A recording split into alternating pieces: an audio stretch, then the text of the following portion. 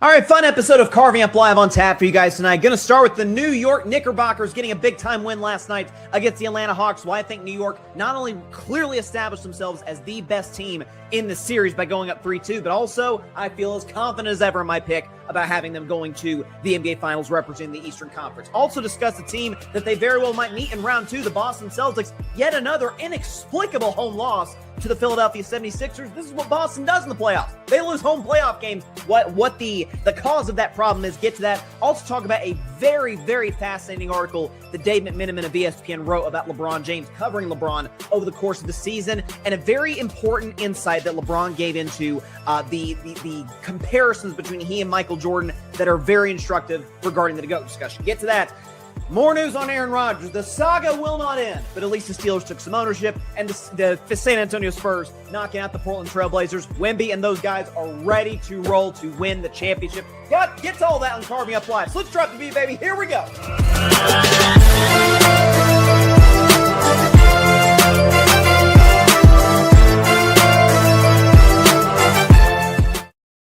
Good evening, everybody, and welcome to Carving Up Live right here on YouTube, as well as on Facebook, Twitch, X, and on Instagram. I am Bryson Carver. Great to be with you on a Wednesday. You heard the open, a lot of basketball, a smidgen of some Aaron Rodgers discussion, which I'm not crazy about because of the latest development. I'm mixed because there's a part of me that's kind of happy the Steelers did what they did, but I'm also not completely satisfied, nor should any Steelers fan be, by the way. We'll get into all that later in the show. Very, very excited for today's edition of Carving Up the Context. We do it every Wednesday, 6:30 p.m. Eastern is the show. So half hour in, stay tuned because LeBron had some comments about Michael. We got some insight into things that Michael has said about LeBron behind the scenes, both of which, by the way, very complimentary. This isn't like any backstabbing going on, that I think are very, very instructive to the GOAT debate. So definitely stay tuned for that in about 28 minutes from now. But let's start with the current era of NBA basketball. Let's start with the NBA playoffs. But first, you know, it was looking a little rocky there. I'm not going to lie. After 3 games, the New York Knicks were down 2-1. They win a big-time road game in Atlanta in Game 4, and then last night at the Garden absolutely clobber the Atlanta Hawks to go up 3-2. And a lot of the Knicks' struggles offensively have come down to the fact, a number of reasons, but a lot of it has come down to the fact that Jalen Brunson hasn't been very good. Well, Game 5 last night, he was sensational. 39 points, 3 rebounds, 8 assists, extremely efficient. Brunson is, and again, he's a smaller player, but is not one of the more efficient players in the NBA. But hey, 15 of 23 from the field, 3 of 5 from three-point range, 6 of 8 from the free throw line. You'll take that any day of the week. And his shot making was excellent. And I think if you're the New York Knicks, it comes down to this. We talked about with San Antonio, who I'll get to at the end of the show. They just gentlemen swept the Portland Trail Blazers, where San Antonio, in their own way, being the young team that they are, kind of had to go through some adversity, right? Like kind of had to, okay, Wemby's down. We're down double digits in the 2 road games in Portland, win them both, and then we wrap it up in Game 5. The Knicks are in a little bit of a different situation where if the Spurs lose, I'll go so far as say if the Spurs lose in the next round, disappointing, but hey, Wemby took the big step we were all waiting for to be a superstar in the league, MVP candidate, and the Spurs are going to be here for years to come. The Knicks, it's kind of, I think they reflected this by firing Tom Thibodeau after losing in the conference finals to the Pacers. It's NBA finals or bust. Whether we win or lose, we got to at least get there. We got to be playing basketball in June. And I think in this series, let's be honest, they took Atlanta kind of lightly. They did. And even though the Hawks were, by record, one of the best teams in the NBA down the stretch, they made some big-time trades, made their roster better. CJ McCollum was the Knicks' killer at the end of Games 2 and 3. But if you watch Game 1, kind of close back and forth, like the Knicks were controlling it, and then they had a big fourth quarter. And then in Game 2, they blew it. They had a big fourth quarter lead, fell asleep, got complacent, and then Atlanta made a big comeback. CJ hit those big shots. And then in Game 3, Atlanta at home, Knicks made a comeback, Hawks won the end, again on a CJ McCollum jumper. And then in Game 4, they outplayed Atlanta, despite Brunson not playing that well. Cat was excellent. We'll get into Cat in just a second. And then Game 5 last night, clobbering the Atlanta Hawks. Is that if you look at average margin of victory, the Atlanta Hawks 2 wins. They've won on average. It was actually the margin of victory in both of their wins. They've won by an average of 1 point a game. It literally as close as you can get. the Knicks have won their 3 games by an average of 18.5 points per game. Like, the Knicks are respect to Atlanta, and I think they've got a bright future. I like their young talent, Jalen Johnson, Nickeil Alexander-Walker, and they're very well coached. Quinn Snyder's an excellent coach. Got a bright future ahead. They're not ready for the here and now. Like, I frankly think Knicks in 6 has been kind of a theme on carving it up back when they played Philly in the first round in 2023, or rather 2024. When they played the Pistons last year, Knicks in 6. I think the same will apply here. I think they'll beat Atlanta in a close game 6 at the State Farm Arena and then advance to the second round, presumably to take on the Celtics, who we'll get to. But I think if you're New York and if you're Mike Brown, the thing that you need to kind of lock into moving forward is Brunson's excellent. We got to get Karl-Anthony Towns more involved. Like, if you look at Cat has been off the chains, efficient and really good. He just hasn't gotten that many touches. Show what Karl-Anthony Towns has done in the series. He's been great. He had a triple-double in game 4, 20 points, 11 rebounds, 5 assists on 59, 47, 90 splits. Like, we talk about 50, 40, 90 shooting. He's almost 60, 40, 47, by the way, 90 shooting. So he's been efficient. Again, only took, 7 shots last night? He's not getting that many attempts. Some of that was because Brunson had it going, feed the hot hand. We understand that. But when Cat's gotten his opportunities, it's been quite good. And I think if you're New York and you advance to a series, again, barring a collapse, presumably the Boston Celtics, got to get that guy more touch. Like, it's like Boston's got a center that can neutralize Cat. Like, in theory, they might have had that a year ago with Porzingis, but he was dealing with the illnesses, and God bless Al Horford, but he's up there in age. Cade is a nice player and who's had a good year. He can't stop Cat. Be it in the post, be it outside. I think that's going to be the key for this New York Knicks team moving forward. But I think you give a lot of credit thus far as well to Mike Brown, because Mike Brown has been not heavily maligned, but people have looked at him as like a potentially one-and-done coach, because if he doesn't get the Knicks to at least the Eastern Conference Finals and maybe the Finals, he's gone. And folks, early in the series, I remember when it was 1-1 and the Knicks had the big fourth quarter collapse against the Hawks in game 2, it was, man, why isn't he playing Jalen Brunson enough? And Brunson needs to play higher minutes. To which I said, wasn't that the criticism of Tibbs? By the way, I was at the head of that train. I ripped Tibbs for the way he's managed his rotation over the years, because eventually it's attrition, man. Guys run out of gas. Mike Brown, disciple of Steve Kerr, and he's obviously, this is multiple head coach stops for him now. He understands the long game. He understands, hey, I'm going to need Jalen Brunson to be fresh in big fourth quarters in games 5, 6s, and 7s of the second round, hopefully then conference finals and potentially NBA finals. So I think the way he's managed this has been good. And I think if you're a Knicks fan, you sit here today, yeah, we've been the better team through 5 games of a series. We let one get away from us in game 1, or rather in game 2. Game 3, Atlanta outplayed us. We made a late run. And again, all of this was with Brunson struggling. So once Brunson's better, once you get Cat more touches, by the way, you're in a spot where you can really be successful in the playoffs moving forward. And I maintain, look at the Eastern Conference today. Look up and down the East.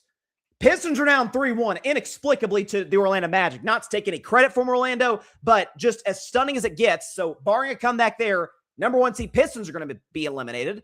The Celtics should advance. Again, we'll get to them in a moment. Should advance, but kind of have a tendency to be really streaky from three-point range.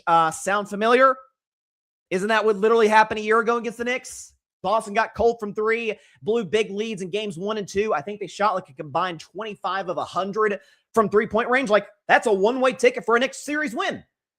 And then you look on the other side of the Eastern Conference bracket, they'd face Orlando, who's had an excellent run, but are very, very limited offensively. And Cleveland, well, we know about Cleveland, and we know about Cleveland's second-best player, James Harden, and it's only a matter of time. Could come in this series. I don't think his collapse will come against Toronto. It'll probably come against Orlando. But that train's coming down the tracks.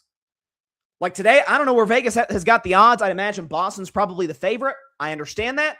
To me, look at the East right now. With all the flaws that these teams have in the Knicks, the Knicks aren't a perfect team. That should be your favorite to come out of the Eastern Conference. I don't think there's any question about it. And Jalen Brunson talked about their approach after Game 5 with the Knicks winning. Jalen, 39 points tonight. How important was it for you to get off to such an early start and be able to continue it the rest of the way? It was just important for us to come out the way we did, regardless of who's doing the scoring or whatever. I think just us being on the string on both sides of the ball really helped us, and we were locked in mentally, and the way we were playing, it was it's how we wanted to play. There's still a lot of things I think that we can do better and not have lapses, but I think our mentality walking into the game is something that we need to continue to have. I mean, if you look at, again, I've talked about this as well, like there seems to be, and this isn't how it always works, it's not always linear, but you look at it, you're like, okay, well, 2022, the Knicks missed the playoffs. 2023, made the playoffs, won a round, lost to Miami in 6 games. The next year, lost in 7 games in the second round to the Indiana Pacers. If that team's healthier, if that next team is healthier, maybe they'd have won that series. Okay, and then the next year they make the conference finals. Like, well, the next logical step is NBA finals, right? Again, I think the bracket has broken well for them. I think they're playing a Celtics team that is fantastic, that arguably is just as, if not more talented than they are. The problem is Boston's just, insistence, we're about to get into the Celtics in a second, just insistence on this is how we play and we're not changing for nobody. Even though it quite literally is what got us beat against the Knicks a year ago, that's how we play. Knicks would love nothing more for them to take that opportunity against the Celtics team. And then from there, flawed Orlando team offensively, flawed Cavs team. If Detroit makes a comeback, they had to come back from 3-1 in the first round. That's not ideal. I think the Knicks, I said all season, even through the lean parts of their season, that team's win the Eastern Conference. Barring any injuries, God forbid, knock on wood, that team's win the Eastern Conference. Staying out east, and frankly, staying on that side of the bracket, let's talk about the Boston Celtics because, listen, I'm 95% confident they're winning the series against Philadelphia. I really am. And every year, almost every round, they have one just kind of scratch your head home loss. And before we even get into the record of that, let's look at the last 4 postseasons. So since Mazzulla took over, his first postseason with the Celtics as the head coach was 2023. If you're a 10-point favorite, 10 or more point favorite in a home playoff game, you win 80% of the time. If you're the Celtics, close to 50-50. We can show you those numbers. So if you're a 10-point home favorite since 2023 in the playoffs, everybody else is 16-4, like overwhelmingly win. Celtics 9-7. They don't take care of business very well at home. And that's not covering, by the way. That's straight up winning. But we updated this graphic from last week when they lost game 2 to Philly with no Embiid. Go back to 2022. And I know Ime Udoka was the coach back then, but that's what the Celtics have been. 24-18 at home in the postseason since the start of the 2022 playoffs. And if you want to, I've done other graphics in previous years. If you take out that first round, if you remember that was the year they swept KD and Kyrie in Brooklyn. If you take out the 2022 first round, that record's bumped down to 22-18. So this has been a very, very, very average home team. And people theorize, oh, is it like the pressure of playing in Boston? Well, I don't think so. There's pressure for the Knicks playing in New York. Way longer championship drought in New York. And by and large, they seem to play pretty well in front of their home fans. So I don't think it's that. I mean, Boston, it's a demanding fan base, but their teams, when the teams are good, the Patriots, the Red Sox, they tend to play well at home. For the Celtics, that's not been the case. Why is that? I think it's pretty simple. I think it's a schematic situation. It's the fact that God bless him, and I think Joe Mazzulla he would have gotten my vote for Coach of the Year. I'm standing by it. But in the postseason, there does have to be adjustments. And Mazzulla hasn't really shown an ability to make them per se. 2024, when they won the title, they didn't have to. They were just way better than everybody else. Like that Celtics team was a buzzsaw. Nobody was beating them. Last year, you can make that same case, but once the three-point shot got cold, different story. And that's been the story of the Celtics the last few years, and particularly early in this postseason. You live by the 3, you die by the 3. No one exemplifies that more than the Boston Celtics, as evidenced by this graphic. Shot 36%, which isn't great, on 44 attempts, won game 1. Shot 26% on 50 attempts, lost game 2. Shot 43% on 47 attempts, that's hard to beat, won game 3. Game 4, they hit 24-53, which is amazing. Shot 45%, that's hard to beat. Well, they didn't lose that game. And then game 5 last night, 11 of 39, which 39 is pretty low in terms of attempts for them. 28% from three-point range, which is partly what led to them scoring 11 points in the fourth quarter in totality. And I think their last 14 trips down the floor, they missed their last 14 shots. Like that's what, and I don't think it'll kill them Frankly, I think they wrap it up in game 6 against Philadelphia. Like, credit to Embiid. We'll touch on Embiid briefly in just a moment. I don't think it's going to kill him in that game 6. If it gets to game 7, who knows?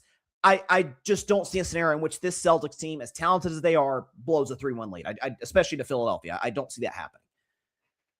But there does have to be an adjustment by Missoula, an adjustment by this entire Celtics organization. Listen, Boston sports, you could argue the Red Sox were kind of the originators of this with Theo Epstein, where they really, again, Boston's a very academic city, like played into the analytics game. Like Theo Epstein did that with the Red Sox, and it's what helped Boston break the curse in 2004, win in 2007, and win 2 more World Series since then. That feels like a million years ago as a Red Sox fan, but neither here nor there. The Patriots, kind of the same thing. Remember Belichick used to kind of find loopholes in the rules, a way of, of manipulating the clock, and the Celtics have kind of done it in the same way. Like, okay, we're just going to outshoot you. In some ways, it kind of parallels what Daryl Morey did back in the day with the Rockets. Remember the James Harden, Chris Paul, Houston teams that gave the Warriors a run for their money in the postseason? Because they're like, hey, we're massive underdogs. We're just going to try and beat you on threes. The Celtics, first of all, I don't think they have to do that, period. They darn sure don't have to do it against Philly. Not to knock Philly. They're a very talented basketball team. But the Celtics are better. As evidenced by the fact, again, Philly's gone through multiple different changes and different sort of iterations. Embiid's been the one constant, but they had the Simmons era, then James Harden, Jimmy Butler was there for a cup of coffee, should have never let him go. Now it's Tyrese Maxey, they brought in Paul George. Different iterations, the Celtics have always owned them. They beat them in 2018, 2020, 2023, and now they're going to do it again in 2026, barring a catastrophic collapse. You're the overwhelming favorite. You're a massive favorite to win Game 5 and wrap this series up. And you just drop the ball.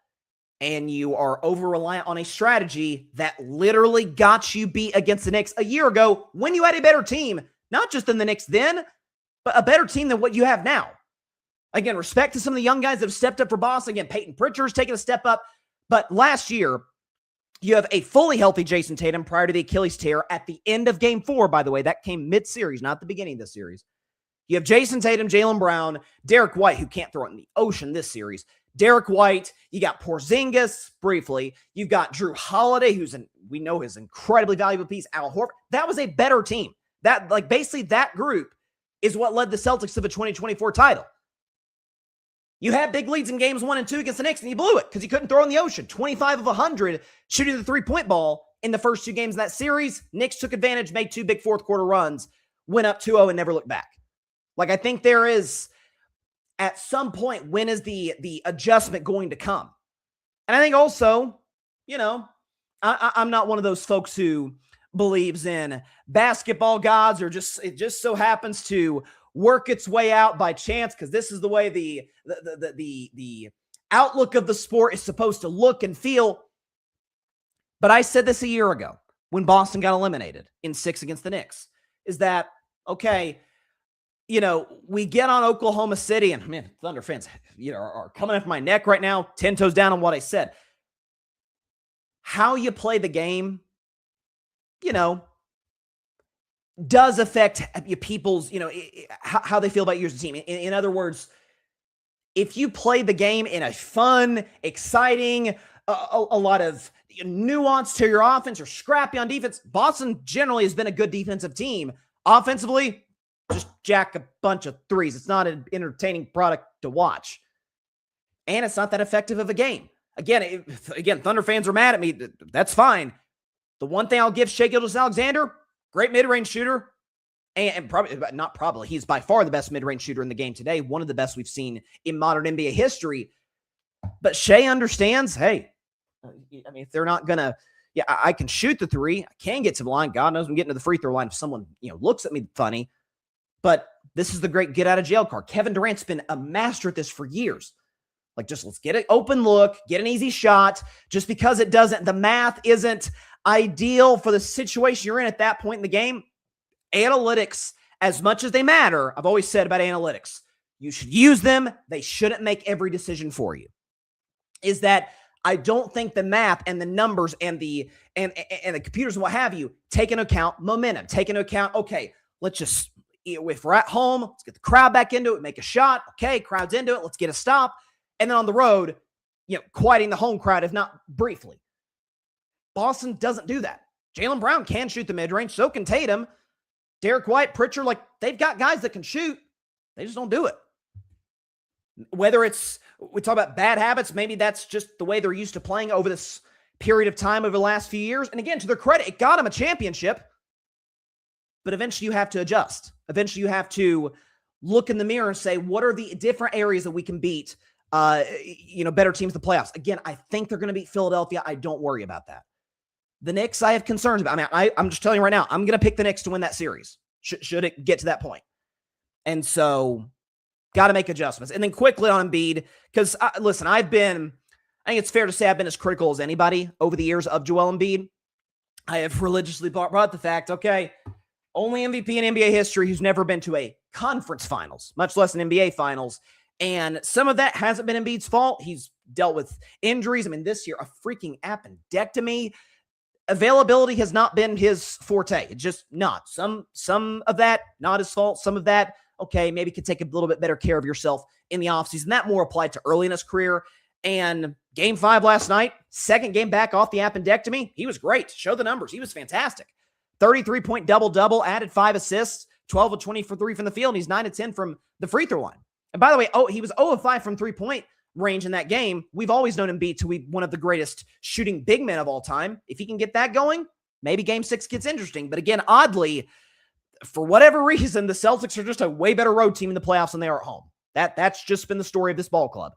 And so I think Game 6 will be fun. I think it'll be entertaining. I expect Embiid to show up, but I do quickly on Philly, and then we'll go to break. I do think for the 76ers,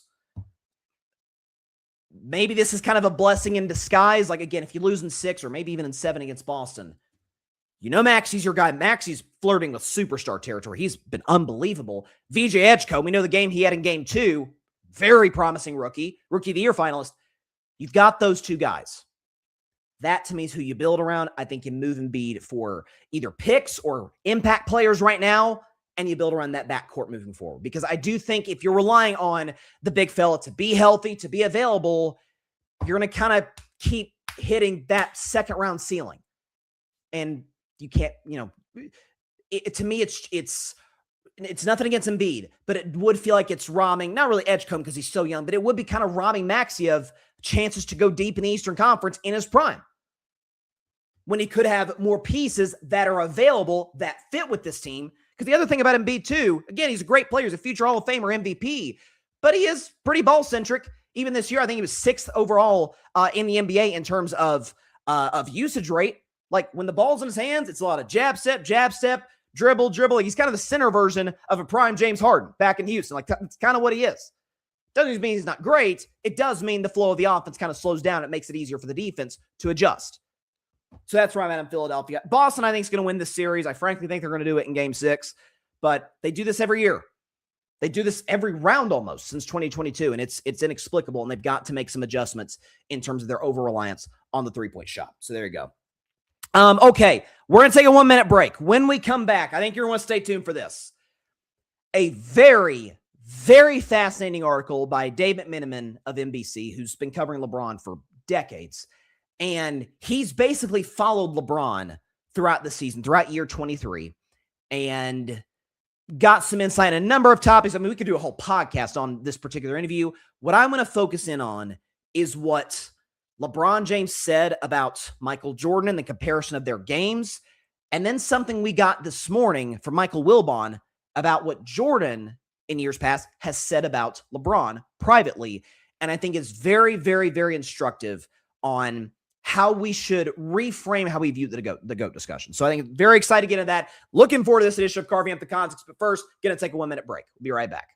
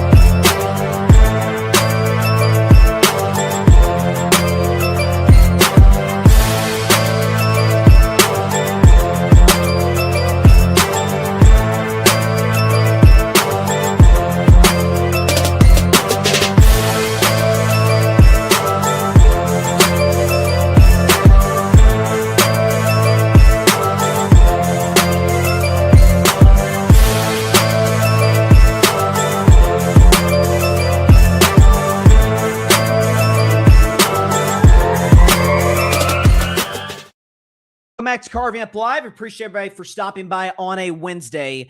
Before we get to carving up the context, and again, as much as I love this segment each and every week, this particular edition of the segment, I think you're going to want to stay tuned for, because it's a lot of LeBron, Jordan, GOAT discussion. I think there's a different way that we could frame the discussion differently than how it's been framed over the course of like the last decade, basically. We'll get to that in just a moment, and what LeBron has said about Michael, what Michael has said about LeBron. But first, do we have the graphic? Maybe we do, maybe we don't. Okay, here it is, the QR code. Do we have the QR code? Hold on, double checking. I don't see it. If we don't have it, I guess we don't have it. I was going to put up the QR code for, here it is. The QR code for Carving Up merch. So here you go. So scan the QR code on the top left corner of your screen to check out the merch we have for Carving Up Live. We've got hats, we've got t-shirts, we've got everything you can possibly imagine as it relates to merch. If you also check out the website, you can look at merch for other Grid Network content creators. We got All Even Podcast with my man Barry Grant Jr. You got the Metropolitan Report with my man Alfred Parser Jr., who, by the way, both Barry and Alfred are diehard Mets fans. Alfred has, his Mets podcast, and Barry's got his Queens Get the Money. If you've been watching Metropolitan Report, Alfred's going scorched earth on the Mets, which, by the way, he should. Between the three of us, our baseball teams are not doing very well. The Mets have been garbage. The Red Sox have been just as bad.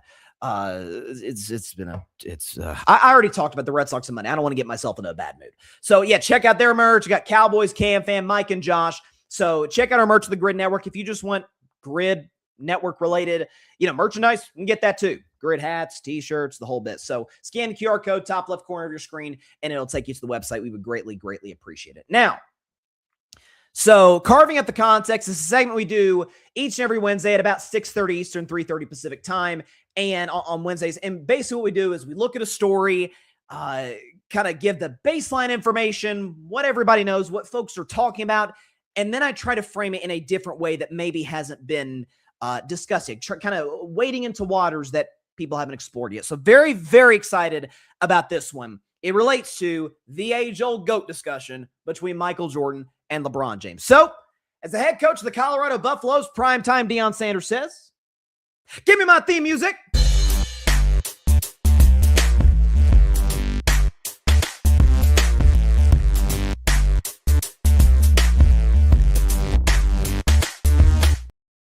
This week's edition of Carving Up the Context, we're going to be talking about Michael Jordan and LeBron James, the two most synonymous names with the age-old NBA GOAT debate. Now, we're not going to be doing a GOAT debate in particular, but I think a different way of looking at it, a different way to frame it, can be sort of looked into based on an interview or a series of interviews, it sounds like, over the course of the season that LeBron did with Dave McMenamin of the ESPN, who's covered LeBron for feels like his whole career, and as well as some news, an insight we got this morning from Michael Wilbon, the all-time legendary broadcaster on ESPN, regarding Michael Jordan and what he said about LeBron. LeBron discussed Michael Jordan in this interview. So first of all, the interview with McMenamin, like I said earlier, we could do a whole podcast on it.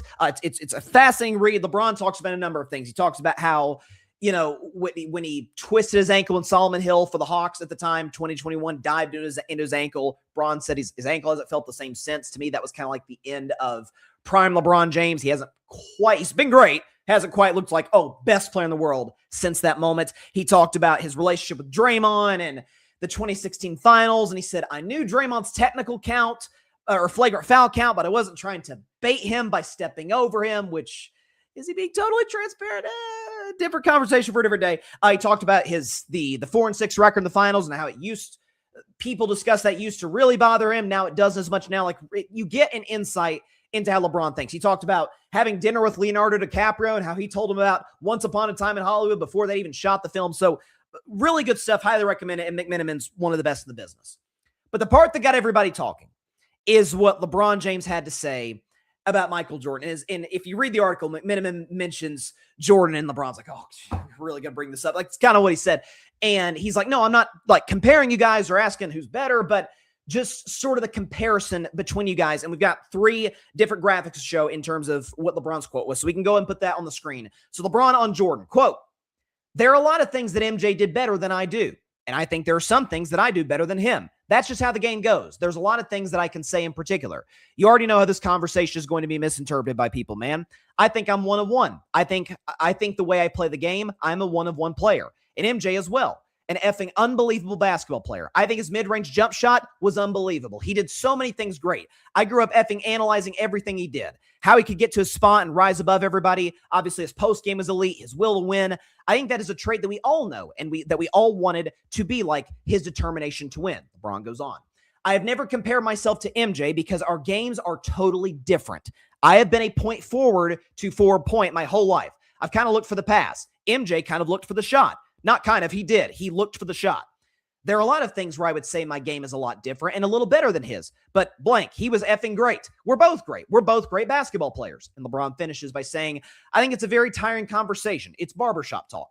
You can look at both of us and say that you love both of us without trying to bleep on the other person. And usually it's bleeping on me. But I know for sure that I've done my part in this journey, and more than anything, I hope I made him proud, at least, wearing that number 23, end quote. That is what LeBron James had to say to Dave McMenamin in a recent piece regarding Michael Jordan. And so there's a lot there. I think the first aspect of it is like, yeah, it's pretty obvious. LeBron and Jordan play very, very different.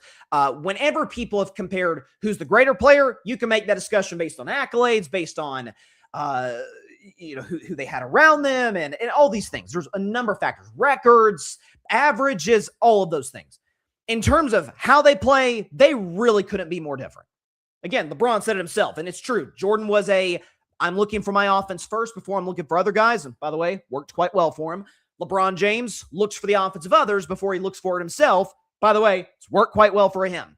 LeBron has always been much more similar to like a better version of Magic, who we'll get to in just a second, because I think there's a magic aspect of it that never gets discussed, more so than what LeBron, or what LeBron's similar to Magic than he is to Jordan. Jordan's more similar to Kobe, or Kobe to Jordan, rather. But they were discussing this today on First Take, and Michael Wilbon, who's a legendary broadcaster, PTI, all of it, he was on this morning on First Take. We know Wilbon's ties to Chicago. He's very tight with Michael. This is what he had to say, talking about the struggles LeBron had early in his career, like individually great, but just couldn't get over the hump to win a championship in Cleveland. This is what Wilbon talked about, what Jordan told him privately about LeBron James. Take a listen. There were tough criticisms made of LeBron James. Remember, he took the jersey off when he's walking out of Boston that final time when he lost to the Celtics. And I remember having a conversation with Michael, who said, hey, take it easy. When you talk about this tomorrow, take it easy on this kid, and here's why. And Michael had a list of reasons, of things that he really liked about LeBron James. He didn't have to do that, but he understood what was going to go on publicly because he'd been on the other end of that early in his career. People don't remember this when folks said, oh, the scoring champion can never win. A guy who shoots, right? Couldn't beat Detroit 3 times, lost to the Pistons in a row, by the way, in the playoffs. So Michael understood that. Talk about despair in the playoffs. And so he wanted to soften that blow for LeBron James, who was coming up later. So if people think that Jordan has somehow resented LeBron, they're wrong. That's really fascinating. And the reason there's a number of reasons that it is, but what I took away from that is that the baseline GOAT discussion, at least for those that are in the pro-Jordan camp, the kind of baseline discussion is, well, one went 6-0 in the finals with 6 finals MVPs, one went 4-6 in the finals. Obviously, Jordan 6-0, Bron 4-6. And I think that, to me, it doesn't take any credit from Jordan. It takes nuance completely out of the way, because then you could say, well, LeBron beats him in basically every statistical category. Well, that doesn't take in nuance either. You have to look at the entire picture. And with Michael Jordan, listen, he led the greatest modern dynasty in NBA history. I think it's indisputable. Magic's modern dynasty, so post-Russell Celtics. Led Bulls to 6 titles in 8 years. We know about Magic, Celtics in the 80s, Magic's Lakers in the 80s, Birds, Celtics in the 80s, Kobe and Shaq, Duncan with the Spurs over the course of 15 years, Steph with the Warriors, all great dynasties. They don't measure up to 6 titles in 8 years. We know that. Never even got to a Game 7, as discussed famously. But as Michael Michael Jordan told Michael Wilbon, hey, was drafted in 1984. Didn't win a championship till 1991. Like, I was 7 years, or the first 6 years of my career, didn't win a championship. And it was Wilbon. I mean, you heard Wilbon kind of say it there. Jordan's great. Jordan's winning MVPs, won a DPOY in 1988. You can't win the championship with the leading scorer in the NBA. You can't get over the top. And he lost to the Detroit Pistons, not once, not twice, 3 years in a row. 1988, 89, and 1990, they lost a Game 7 of the Eastern Conference Finals. Then they finally broke over the top, and then we know the story from there. Jordan won 6 titles in 8 years. Is that number one, a big problem I have with how the GOAT discussion is framed is we don't tell the full story. I mean, I heard Stephen A. Smith talking on a podcast recently about how, we just shouldn't count the Michael Jordan Wizards years. Well, I don't think it should be like a dark mark in his legacy, like, oh, he's not the GOAT because of the Washington years. But I also don't think you can ignore them. Michael Jordan in Washington was, be honest, like, he was a good player, but out of shape, horrible teammate, and really inefficient. Part of what makes the case you can make for Jordan being the GOAT, oh my gosh, he's all-time leading, points per game guy. I think Jordan averaged 30 points a game for his career and did it on remarkable efficiency. That to me is one of the gold stars in Michael Jordan's book. All of that went out the window with Washington. Like, if LeBron James, I've said these last few years of the Lakers, it's kind of gravy. I'll tell you this right now. I don't think it's going to happen. But in the event the Lakers were to blow a 3-0 lead to the Houston Rockets, that to me is like, oh, wow. Wow, you were the guy who led a team to the most infamous choke job in the history of the playoffs. That's a big knock on your case for being the GOAT. Don't think it's going to happen. But if it does, it's a huge knock. Jordan's Wizard years, missed the playoffs twice, wasn't close to the player he was in Chicago. That has to matter. So telling the whole story is a big aspect of this. What also, to me, bothers me more than anything about the GOAT discussion. Listen, I'll be transparent. If you haven't kind of detected it through what I've said, I'm somebody who does believe LeBron James is the greatest basketball player ever. I've always said the gap between him and Michael is way closer than what the LeBron fans would like you to think and what the Jordan fans would like you to think. It's that close.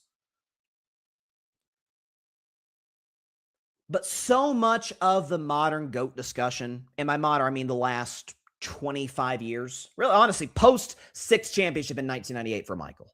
Really, from that period on, so I guess 28 years. It all centers around who reminds me the most of that guy. And by the way, not the worst guy in the world to model your game after. Let's see. Automatic mid-range shooter in his prime, could dunk on your and everybody's head. Elite defensive player, ball handler, like, he could do virtually everything on the court as a 6'6" guard.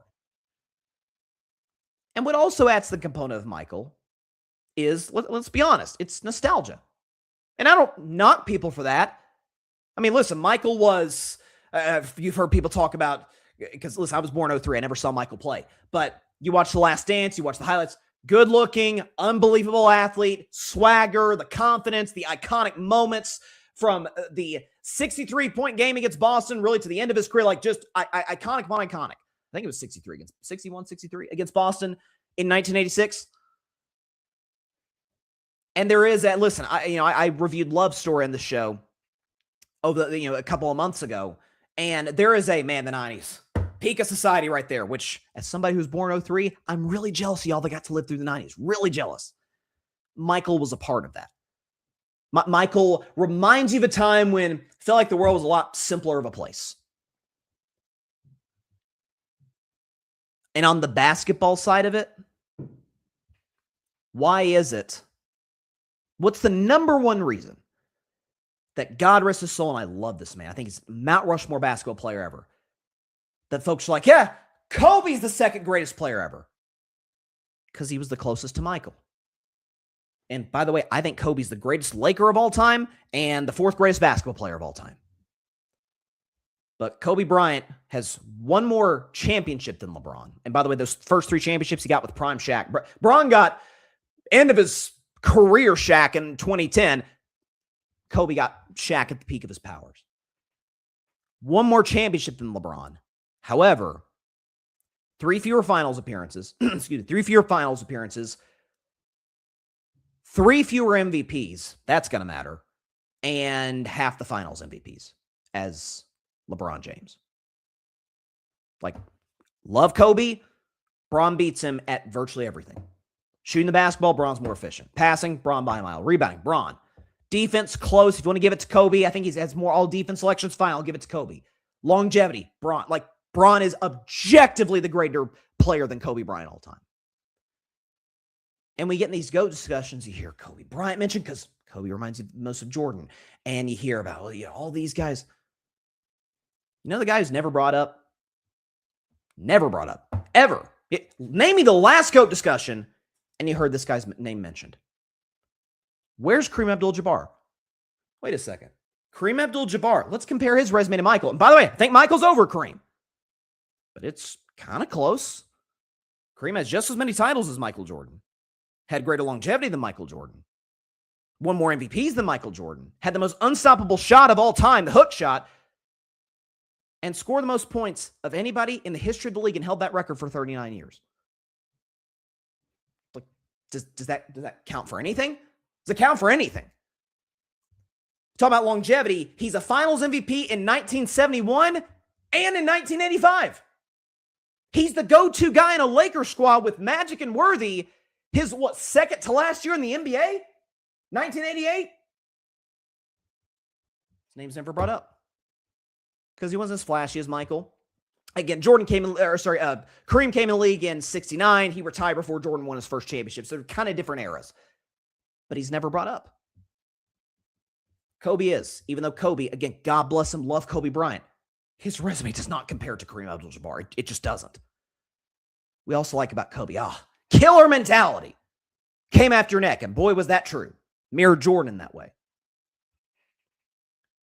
You know, a great player, an indisputed all-time great player, to me, the 5th greatest basketball player of all time, by a hair, the greatest player in his position of all time. No one ever looks at Magic Johnson like a knock on Magic Johnson's resume as, yeah, didn't have a killer mentality. Magic was no more for a smile than a snarl. I'd argue Bron has there's literally a meme of LeBron James having a killer mentality. That game 6 against Boston back in 2012, where he's got his hands on his knees like that death stare to the Celtics. We've had way more moments of Bron being, human torch mode against opponents than Magic. People don't knock Magic for that. They knock LeBron for it because LeBron's killer mentality doesn't measure Kobe or Michael, but Bron's resume and his game and his skills and athletic abilities and longevity far outweigh Kobe's. And we also mentioned Kareem, like it's a convoluted discussion that to me gets, poison's probably too strong, that gets warped in a way that focuses more on nostalgia, the shoes. Jordan was, good looking guy, swagger. He won his championships at like the peak of American society, the 90s. It focuses on that and which guy reminds me the most of him. That's why Kobe's the 2nd greatest player ever. As opposed to, let's look at their whole career start to finish. Let's look at the legendary aspects of it, the low points of it, everything in between. Compare, and then come up with your own conclusions from there. But to just limit it to 6-0 in the finals, no one will ever touch that. Well, Russell's almost double the championships, and Kareem has as many championships. So does that come into the picture at all? Even a little bit? It gets narrowed down to, nostalgia, the shoes, the smile, the swagger, the killer instinct. And then, to me, the worst of all, who reminds me the most of him? So, on this week's edition of Carving Up the Context, as J. Cole said, they act like two legends cannot coexist. These guys clearly admire each other. Bron admires Jordan. Jordan admires LeBron. Like, has there been some tense exchanges, or the fact that Jordan green-lighted the last dance right after LeBron came back from 3-1 in the Warriors, and that was kind of the first time that you heard folks saying, man, Bron might be the greatest player ever. Yeah, both are competitive guys. They're alpha males. That's how it works. But there's indisputably that genuine respect, one guy to the other. And I think, listen, we're going to have the GOAT discussion for forever. We're going to talk forever. Who's better, LeBron or Jordan? Let's do it with the full nuance of their careers, of the way that these guys played, and be consistent on our criteria. That would be my biggest issue. Or not my biggest issue, my biggest thing that I would like to see happen going forward when we discuss these two particular players. So that's where I'm at. Couple of comments. Let's see. Bron's better. Got a comment that says Bron's better career-wise. Again, listen, I agree. Bron's my go. I look at the fact that go to 10 finals, a few of those finals, his teams had no business being there. 07, 2015, and 2018. 2018 is one of maybe the greatest individual run I've ever seen by a basketball player ever. You talk about the fact the longevity. Jordan played 15 years and also quit once in between his two championship runs, and then quit after the last championship run, and then came back. Like, Jordan needed breaks. Bron's on 23 years straight. 23 years straight. And he's still awesome at 41. Not prime LeBron, but still excellent. Out here putting up triple doubles and doing it on really efficient shooting.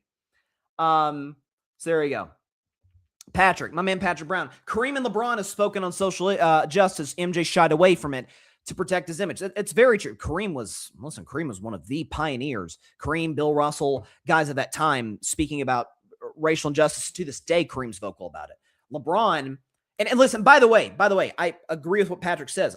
I also don't think that should factor in the GOAT discussion, just like I don't think shoes should, or swagger, or on the basketball court, what did they do? Then come to your own conclusions from there. But it's true. Patrick's right. Like, there was Jordan, mostly with his wallet, has been more outspoken on issues in recent years, which, I mean, I guess I'm not black, so I can't attest to this in the way that others can. But I guess better late than never. I guess use your power and influence to make positive change. Jordan has been a part of some really helpful initiatives with the NBA, with other different organizations. But yeah, that's very true. And like, there does, again, not to get too political, however, there does seem to be a contingent of people, not really with Kareem, because as I said earlier, Kareem is never brought up in GOAT discussions, which drives me crazy. And I'm not even the Lakers. I hate the Lakers. Love Kareem. There does seem to be a group of folks that part of the reason that they like Jordan over LeBron is, hey, Jordan said Republicans buy sneakers too. LeBron hates Trump. Like, and that just does it for me. And that applies to a lot more fields than just basketball. Which I think is a really, and I'm talking if the roles were reversed, a really immature way to look at it. I like the guy more because his politics line up more with mine. To me, that's probably the worst way you can look at it. There are all-time legends in sports that I could not disagree more with their politics. Doesn't take away from what they did on the field. Yeah, here you go, Patrick. Plus, Kareem played in the civil rights era in college when America was flipped upside down. Yeah, he played. So he's drafted in 69, so he came in 66 at UCLA, I guess it was. And by the way, that's one aspect, too, that reminds me a little bit as well. Another reason, and I know when we talk greatest player ever, it's relegated to just the NBA, which I don't have a problem with. But if we expand it to, just your basketball life, then Kareem's the indisputed GOAT. He's the greatest high school basketball player of all time. Bron was a legend. Go look at what Kareem was doing. He's no question the greatest college player ever. And he's at worst the third greatest NBA player ever. And was the all-time leading scorer for nearly 4 decades. Like, no one in the 75, or I say 75. I'm thinking about that because the 75 greatest players ever back in 2022. In the 79 years of the NBA, no one has held the scoring record longer than Kareem. 38 years and change, almost 39. I think he broke it in April of 84. Bron passed him in February of 2023. So there you go. I just wish there were more nuance in these discussions. And, Bron talked about in the quote that we showed that, this is barbershop talk and pro athletes. And listen, I understand why.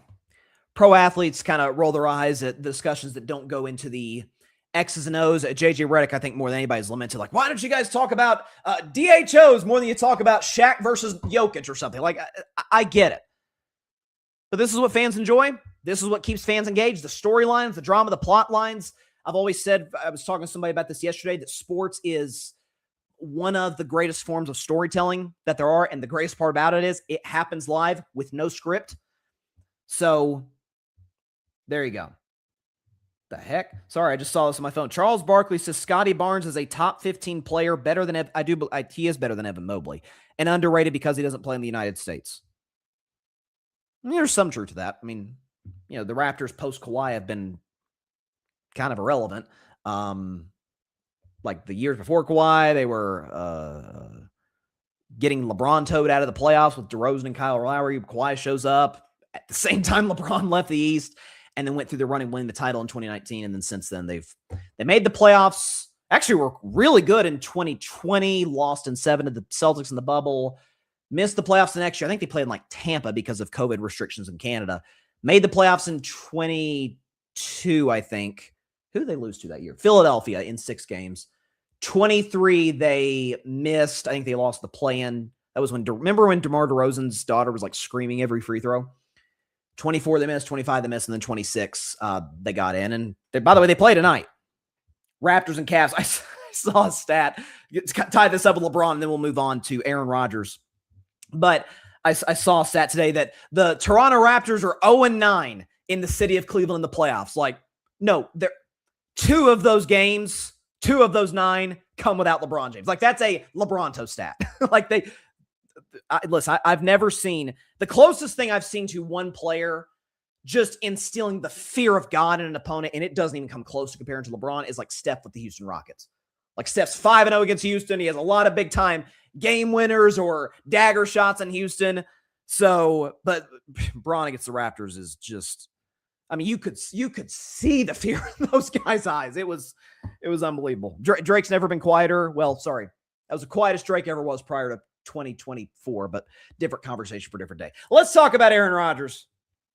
The latest development in a story that I really hoped would be over by now. And as I've said before, the Steelers' season ended with a blowout loss to the Houston Texans in the wildcard round on January the 12th. Well, let me check my phone. It is April the 29th. So, still waiting on whether Aaron wants to play football or not.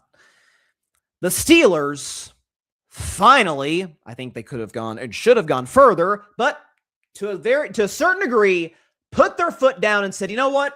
We're taking control of the situation. So honest to God, I never heard of this before. So this is from Schefter from yesterday morning.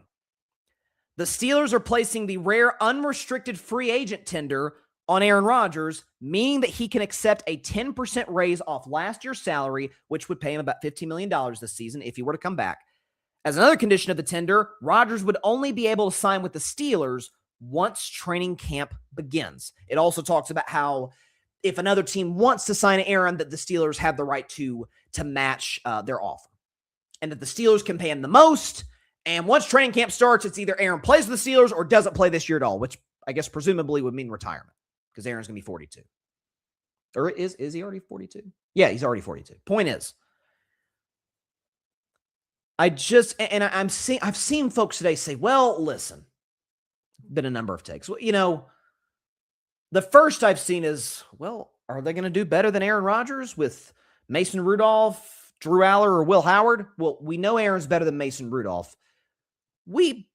It's it's probably the accurate claim to make. Yeah, he's better than Drew Aller and Will Howard, but we don't know what those guys will be. I'm not as high on Will Howard as other Steelers fans. Drew Aller, I'm Amphion. Kid's got upside. Let's see what happens. We don't learn anything about those guys if Aaron comes back this year. And folks say, well, Aaron, look at the numbers. Pretty good. Show the numbers. Aaron was a pretty good statistically last year. Like, oh, man, 41 years old, 24 touchdowns, 7 picks, 65% completion, 207 pass yards per game is pretty low. On the QBR at 44 isn't very good, but pass rating 94 and he's 10-6. It wasn't bad. This isn't carving up the context, but if you want to look a little deeper into those numbers, if you just watch the games, it's a lot of catch, get the ball out of your hands quickly. You catch, snap, ball out of your hands quickly to a tight end, screen pass, Kenneth Gainwell, somebody. Aaron was not throwing the ball deep. Aaron doesn't throw the ball deep even when he had a good offensive line, much less when the Steelers did not have a good line. But Aaron, how about Aaron against, the good teams, the playoff teams? Show those numbers. Terrible. As many picks as touchdowns, 57% completion, 164 pass yards a game against playoff teams last year, 70 passer rating, a QBR from 0 to 100 of 23, and a record of 1-5. By the way, as I've reminded folks, that one win came against the Patriots in week 3. Go back and watch that game. The Patriots just shot themselves in the foot over and over. They had 5 turnovers in that game.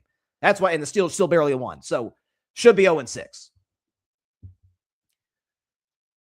So I guess the question is, I appreciate Omar Khan and the Steelers brass saying, buddy, it's been 3.5 months. Like, we've got to take some control of the situation on our end. You decide what you're going to decide moving forward. But I asked this question simply because folks have said, well, if Will Howard and Drew Aller aren't ready yet, which could be true, by the way, Aaron gives you the best chance to be in the mix this year. And by in the mix, that to me is code for, you could maybe make the playoffs. If the AFC North is bad this year, you could sneak in as the 4 seed, get blasted in the wild card round, but you could sneak in. Or maybe things break your way in December and you go on a 3-game winning streak and you're the 7 seed and you get to get crushed by Buffalo. Or somebody, name a team. Crushed by somebody. How does that help? Because let's ask this question. Because imagine, I used to get on Mike Tomlin, the standard's the standard. I'm like, well, what's the standard? You haven't won a playoff game in a decade. If the standard in Pittsburgh, if the expectation in the Steel City among the fan base, which never been to Pittsburgh, Steelers fans have been awesome. That expectation in that city, it's Super Bowls. Well, it makes sense. You're tied with the Patriots for the most Super Bowls ever. You got 6 of them. No one's ever won more. That's the expectations. So we can all agree that the Steelers are not going to win the Super Bowl in 2026. Like I love my team. We ain't hoisting Lombardi Trophy in February in LA next year. That's not going to happen. Much as I love it to, it's not going to happen. So what gives the Pittsburgh Steelers the best chance beyond 2026 to put their team in position to where they can indeed compete for and hopefully win a Super Bowl? Because I can tell you right now, Aaron Rodgers starting this year, winning 9 or 10 games, maybe making the playoffs, maybe not, and you don't see anything from Drew Aller or Will Howard, that doesn't do it. What you should do, because folks are like, well, who's your starter going to be then? I don't know. The young kids, well, if they're not ready, then just sign Mason Rudolph. Mason Rudolph is comfortable in Pittsburgh. No drama, no distractions, no nonsense of, I'm not sure if I want to play or not. And then, by the way, when I come back, if I come back, I'm going to be ripping our wide receiving core for not knowing the hand signals and not knowing what they're supposed to do, despite the fact that I wasn't even in for the whole offseason, so I wasn't as committed as they were. But he's like, that's the Aaron Rodgers experience. See what the kids have. Me personally, I would say start Will Howard. He's been there a year. Again, 6th round, start Will Howard if he wins the quarterback competition, in theory. If Drew Aller wins, okay. If you're not terribly impressed, if you're not loving what you're seeing, because the Steelers have some pieces on offense. You got DK Metcalf. You just drafted Jeremy Bernard. You traded for Michael Pittman Jr. You've got James Warren running the football. You got James Washington. It's a good, or just James Washington, Darnell Washington, big 6'7" tight end. You've got a nice group of guys. See what he's got. See what either of those two guys have. If you're not impressed by week 10, 11, start the other guy. And if you don't see signs from him, guess what you do? You draft a quarterback next year. The objective in Pittsburgh this year, of course they want to win games, of course. It's the goal of every team in the NFL. But realistically, it's to what's going to give us the best chance to win a Super Bowl as soon as possible. Wasn't that literally the logic with Aaron Rodgers a year ago? Which I never bought it for a day. But hey, we've gotten to the playoffs with Mason Rudolph and Russell Wilson and Kenny Pickett. If we can get in an old Big Ben, if we can get there with those guys, well, surely Aaron Rodgers can come in and get blown out in your first playoff game just like the rest of those guys did. Aaron Rodgers got you the exact same final destination as all the other mediocre guys. So why bring him back? He's 42. He's not a team first guy. He's never been a team first guy. He's miles from his prime. And the ceiling with him is you're going right back to the Tomlin era. You're 9 wins, maybe 10, Maybe you're the 7 seed, maybe you're not. Drafting 20th, 21st, 22nd next year. That doesn't make you better. The hope, the best case scenario in Pittsburgh is one of these two young guys are ready to go, and you've got your franchise quarterback. Now let's build around him moving forward. The second best scenario is we don't love either of these two guys. Let's draft somebody in the first round next year with higher upside. The worst situation is neither of these guys take the field. Yeah, we see them in practice, but you don't really know until they're on the field. And we're going in with nothing but question marks. So now we feel like we kind of have to not draft a quarterback next year, and it just leaves you with more questions than answers. So I appreciate Omar Khan and the Steelers front office kind of putting their foot down, saying, okay, by training camp, you're either with us or you're not, which I think at this point we're almost into May and he's still not with you. So that should give you all the answers that you need. I know McCarthy has talked about, I'm having conversations with Aaron. What are unless it's about life and we know those guys have a long relationship, what do those conversations entail when it comes to football? Like, buddy, the season ended 3.5 months. Do you want to play or not? So it's absurd. Tom Brady, unretired, was retired, Tom Brady retired, was retired, and then unretired quicker than Aaron back in 2022. Quicker than Aaron's made his decision.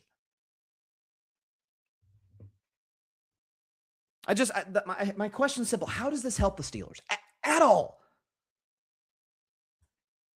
Yeah, it's just, put up the stat one more time. This is what Aaron did against playoff teams. Like, he wasn't good. He wasn't good, guys. 6 touchdowns, 6 picks, 57% completion, 164 pass yards a game, 70 passer rating, QBR 0 to 100 of 23 and a 1-5 record. He was bad. Did you watch him in that game against Houston? Did you watch him, by the way? I feel like I was one of the few people that caught this. Did you watch him? DK Metcalf off a suspension, back in the lineup. Early in the game, Rodgers throws a perfect pass, and DK just drops it. He just straight up dropped it. Aaron did not target him again until the fourth quarter. That's who he is. He's a terrible leader. He's a me-first guy. He's a guy who points fingers, not thumbs. He looks into windows. He looks into mirrors, not windows. Or, my bad, windows, not mirrors. That's the expression. Blaming somebody else other than himself. It's just, why are you still in the Aaron Rodgers business? What do you hope that it will get you? What? So, and by the way, Mike McCarthy too. Mike McCarthy's good at developing quarterbacks. Like, that's the one thing. I've said this over and over. We have enough of a track record of McCarthy to know what to expect. His play calling's not terribly creative. He's going to drive me and every Steeler fan crazy with his late game management. Be it the clock, be it situation, going to drive us crazy. Where does McCarthy's strengths lie? Developing O-lines, developing quarterbacks. He has a long track record of it in Green Bay and in Dallas. Steelers need both. So that's, in the short term, this helps.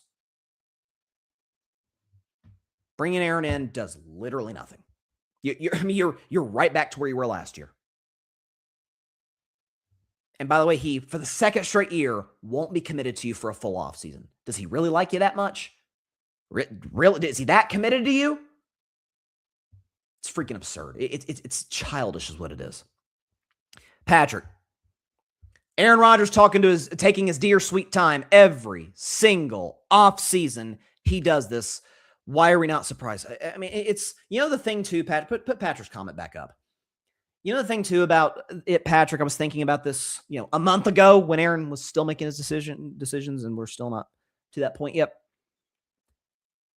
You mentioned he does this every single year. The first year I can remember this being a real conversation, I think, was 2021. Remember when he publicly ripped the Packers front office? I think he might have actually requested a trade. Why is it every single time Aaron is undecided about whether he wants to play football, he always comes back? Well, he always comes back. Remember a few years ago, I went to the darkness retreat, 90-10 on retirement. I was all but retired. Came out, let's play football for the Jets. It's what it is. It's a scheme to get attention. Aaron talks about, you'll never see. He said this on McAfee not that long ago. When I retire, you'll never see me. And there are athletes like that. They just go into hiding. There are public people like this. Maybe the greatest actor of his generation, Daniel Day-Lewis. You never see him, ever.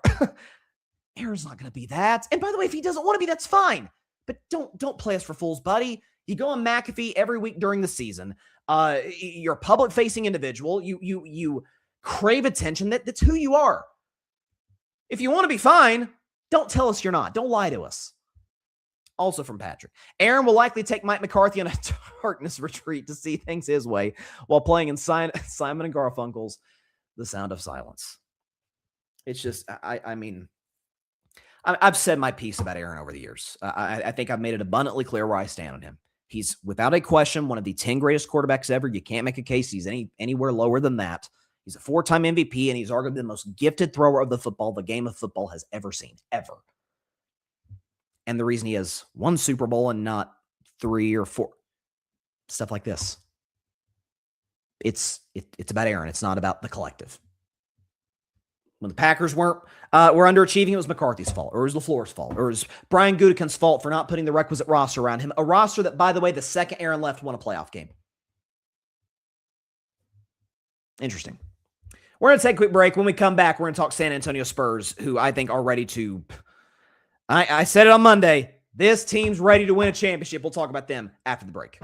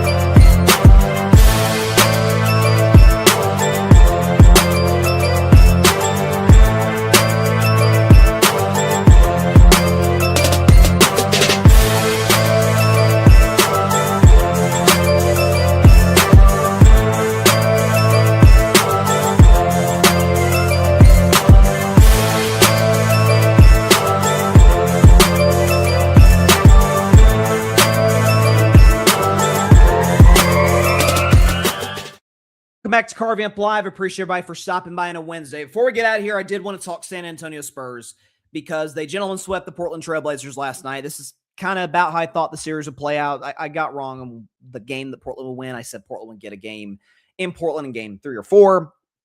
And if you're, again, I've talked about this, if you're San Antonio and your whole, this series wasn't ideal on a number of fronts.